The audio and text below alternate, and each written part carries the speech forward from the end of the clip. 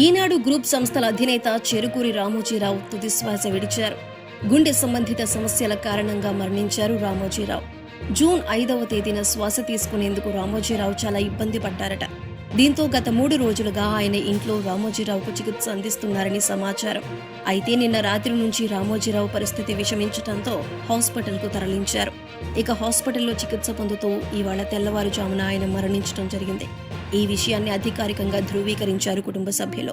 వాస్తవానికి కృష్ణా జిల్లా పెదపారుపూడిలో 1936 సంవత్సరంలో వ్యవసాయ కుటుంబంలో జన్మించారు రామోజీరావు. రామోజీరావు తాతయ్య రామయ్య మరణించిన 13 రోజులకే రామోజీరావు జన్మించారు. దీంతో తాతగారి జ్ఞాపకార్థం రామయ్య పేరు కలిసేలా రామోజీరావు అని పెట్టారట. గుడివాడలో విద్యాభ్యాసం చేసిన రామోజీరావు పచ్చళ్ల వ్యాపారం చేసి ఈనాడు సంస్థ అధినేతగా ఎదిగారు.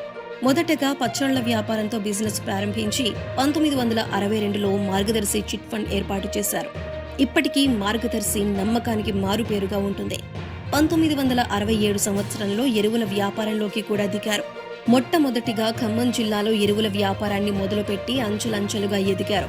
1969 సంవత్సరంలో అన్నదాత ద్వారా మీడియా రంగంలోకి రంగప్రవేశం చేశారు రామోజీరావు. ఇక 1974 సంవత్సరంలో ఈనాడు పత్రికను స్థాపించి చరిత్ర సృష్టించారు. ఆ తరువాత ఈటీవీ ఛానల్ పెట్టడం జరిగింది. రామోజీ ఫిలిం సిటీని నిర్మించి అంతర్జాతీయ స్థాయికి తీసుకువెళ్లారు రామోజీరావు. 2016 సంవత్సరంలో రామోజీరావుకు పద్మవిభూషణ్ అవార్డు కూడా వరించింది. అలాగే రియల్ ఎస్టేట్ రంగంలోనూ రామోజీరావు తన సత్తా చాటారు.